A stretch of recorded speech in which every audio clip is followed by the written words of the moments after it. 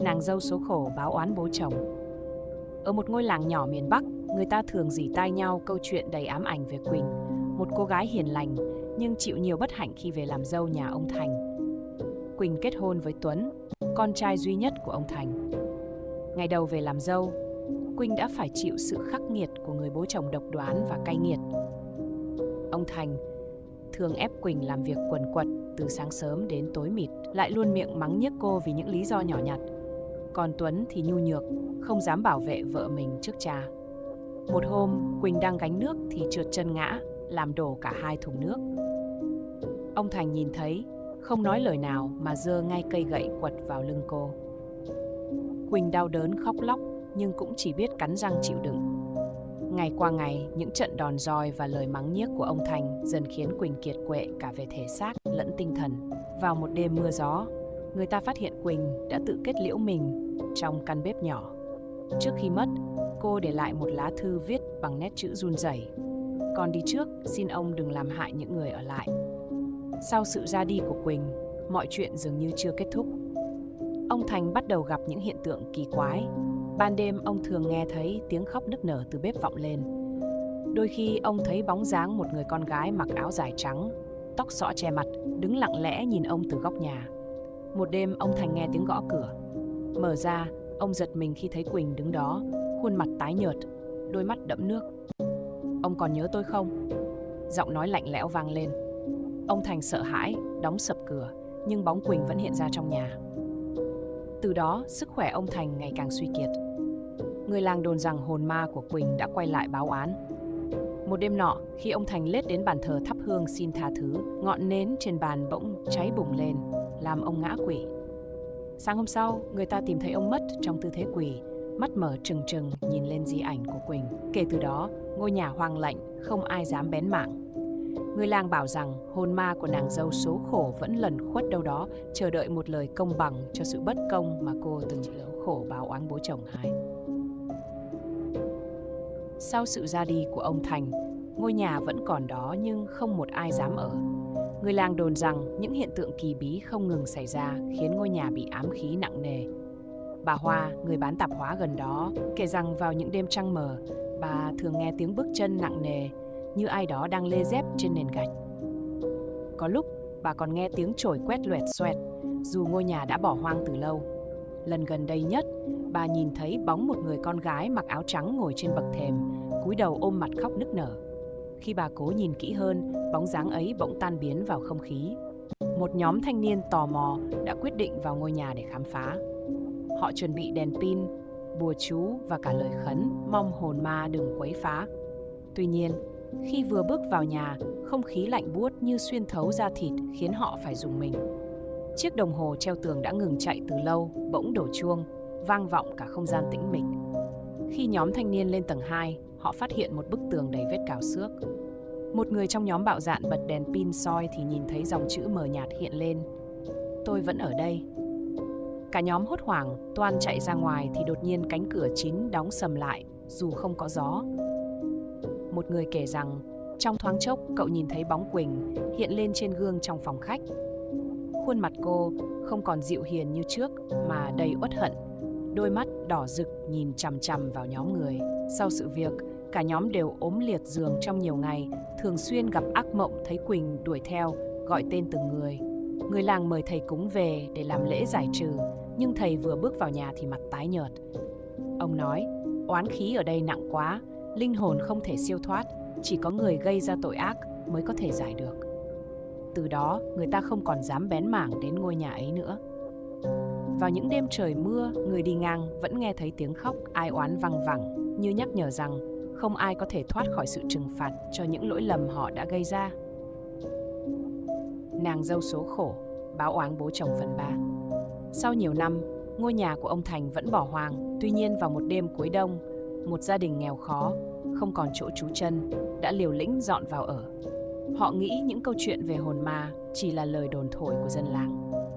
Đêm đầu tiên, khi cả nhà đang ăn cơm, họ nghe tiếng bước chân nhẹ nhàng trên tầng 2.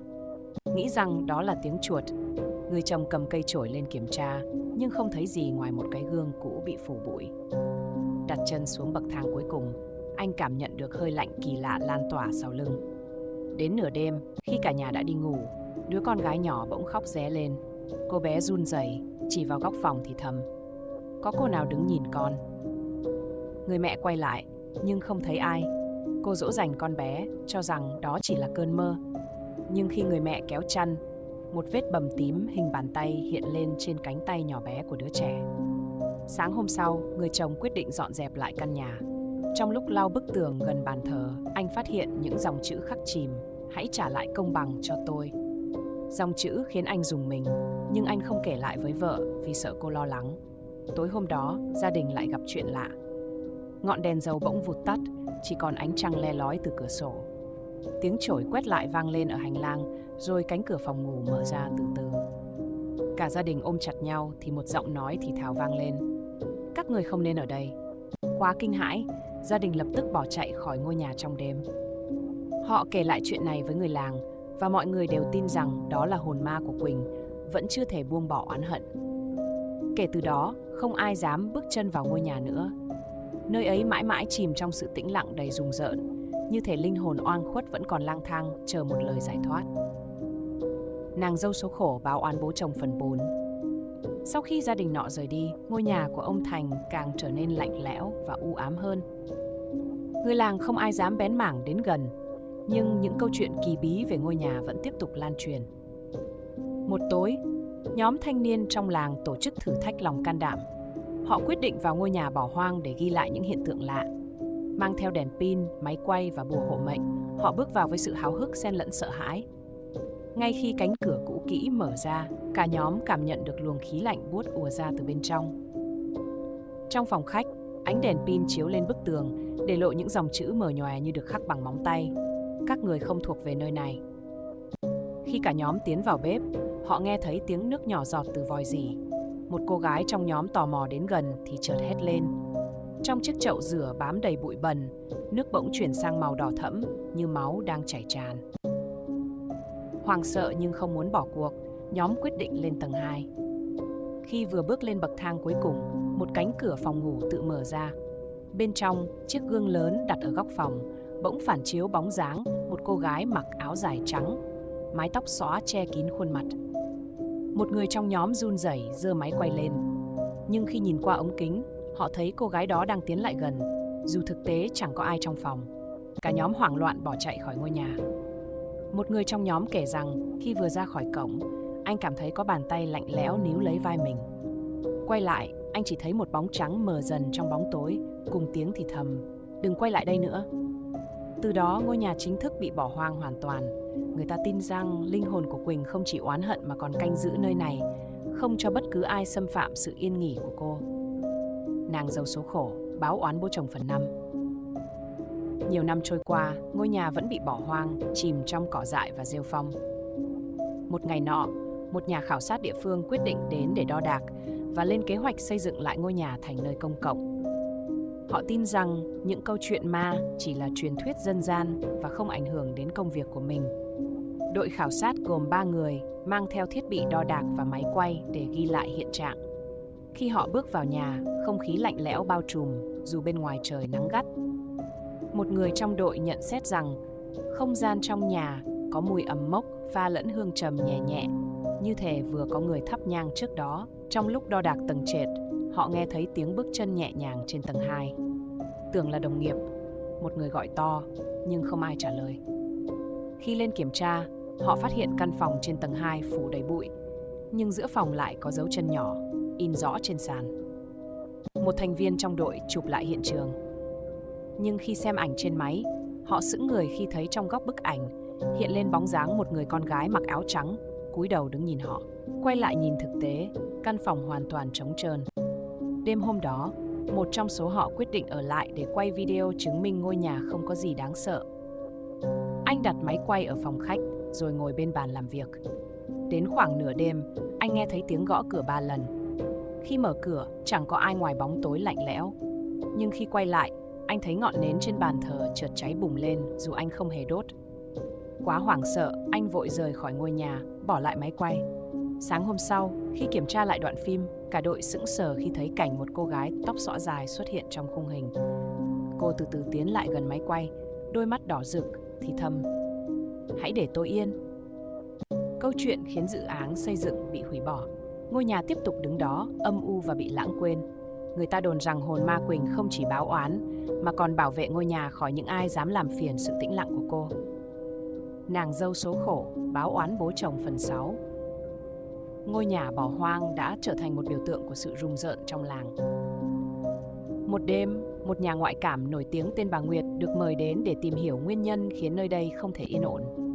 Bà tin rằng linh hồn oan khuất có thể được siêu thoát nếu người sống hiểu rõ câu chuyện của họ. Khi bà Nguyệt bước vào, không khí trở nên nặng nề. Bà cảm nhận rõ sự hiện diện của một linh hồn đau khổ đang quẩn quanh trong căn nhà. Bà yêu cầu mọi người để bà ở lại một mình, thắp nến và bày ra những món lễ vật đơn giản. Trong căn phòng khách tối tăm, bà Nguyệt bắt đầu cầu khấn. Ngọn nến chập chờn rồi bất chợt vụt tắt, dù không có gió. Bà cảm nhận được một luồng khí lạnh buốt chạy dọc sống lưng. Từ góc phòng, một giọng nói yếu ớt cất lên, dường như vọng từ cõi xa xăm: "Tôi không muốn họ quên tôi." Bà Nguyệt bình tĩnh hỏi: "Ngươi là ai? Điều gì khiến ngươi không thể siêu thoát?" Không gian lặng đi, rồi hình ảnh mờ ảo của Quỳnh xuất hiện giữa phòng. Ánh sáng nhợt nhạt bao quanh cô, khuôn mặt vừa u sầu vừa oán hận. Quỳnh kể câu chuyện đời mình bằng giọng nghẹn ngào, sự bất công, những trận đòn roi của ông Thành và nỗi đau bị bỏ rơi. "Tôi không muốn ai phải chịu đựng như tôi nữa," cô nói, "nhưng sự hận thù trói buộc tôi ở lại đây. Ông ấy phải trả giá, và những kẻ làm phiền sự yên nghỉ của tôi đều phải biết rằng nơi này không dành cho họ." Bà Nguyệt cảm thấy lòng trĩu nặng. Bà nói với Quỳnh, nếu cô muốn được yên nghỉ, cô phải buông bỏ những gì trói buộc linh hồn mình. Quỳnh im lặng, rồi dần tan biến, để lại một mùi hương nhang trầm nhẹ nhàng trong không gian.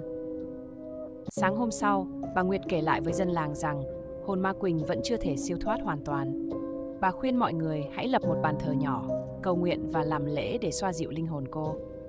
Tuy nhiên, dù có làm lễ, những hiện tượng kỳ bí vẫn không hoàn toàn biến mất. Người ta tin rằng chỉ khi nào ngôi nhà ấy bị bỏ mặc hoàn toàn, không còn ai quấy nhiễu, Quỳnh mới có thể thật sự tìm được sự yên bình. Nàng dâu số khổ báo oán bố chồng phần 7. Dù bà Nguyệt đã khuyên dân làng lập bàn thờ và làm lễ để xoa dịu linh hồn Quỳnh, những hiện tượng kỳ bí trong ngôi nhà vẫn không chấm dứt. Một buổi tối mưa gió, ông Hòa, một thợ săn trong làng, quyết định thử vào ngôi nhà để tìm hiểu. Ông không tin vào chuyện ma quỷ và cho rằng mọi lời đồn chỉ là sự tưởng tượng của người dân. Khi vừa đặt chân vào ngôi nhà, ông Hòa cảm nhận ngay một sự lạnh lẽo kỳ lạ. Những giọt mưa rơi qua mái ngói, vỡ tạo thành âm thanh như tiếng thì thầm. Ông bật đèn pin, tiến sâu vào bên trong. Tất cả đều im lặng, ngoại trừ tiếng bước chân của ông vang vọng trong không gian trống rỗng. Khi bước vào phòng khách, ông Hòa thấy một chiếc gương lớn đặt ở góc tường. Dưới ánh sáng mờ nhạt, ông nhận ra bóng mình trong gương có gì đó không bình thường. Bóng dáng ấy mỉm cười, dù chính ông vẫn giữ khuôn mặt nghiêm nghị. Ông giật mình quay lại, nhưng phía sau hoàn toàn trống rỗng. Tiếp tục đi lên tầng 2, ông nghe thấy tiếng khóc nức nở. Tiếng khóc yếu ớt, nghẹn ngào vang lên từ một căn phòng. Ông mở cửa và thấy căn phòng trống trơn, chỉ có một chiếc giường cũ phủ đầy bụi. Trên giường, ông phát hiện một mảnh giấy cũ với những dòng chữ run rẩy: "Hãy nhớ đến tôi, đừng để tôi bị lãng quên." Bất chợt ngọn đèn pin của ông tắt phụt. Căn phòng chìm trong bóng tối. Ông cảm nhận được một bàn tay lạnh lẽo đặt lên vai mình. Ông quay lại và trong ánh sáng nhấp nháy của tia chớp bên ngoài, ông thấy một người con gái mặc áo trắng, tóc dài xõa che khuôn mặt, đứng ngay trước mặt.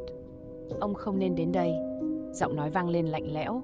Ông Hòa hoảng loạn, vội vàng chạy ra ngoài. Về đến nhà, ông kể lại mọi chuyện với dân làng. Từ đó không ai dám bén mảng đến ngôi nhà nữa, dù chỉ là nhìn từ xa. Ngôi nhà vẫn đứng đó, hoang tàn và u ám, như một lời nhắc nhở rằng oán hận chưa bao giờ nguôi, và linh hồn oan khuất của Quỳnh vẫn còn tồn tại, chờ một cái giải thoát hoàn toàn.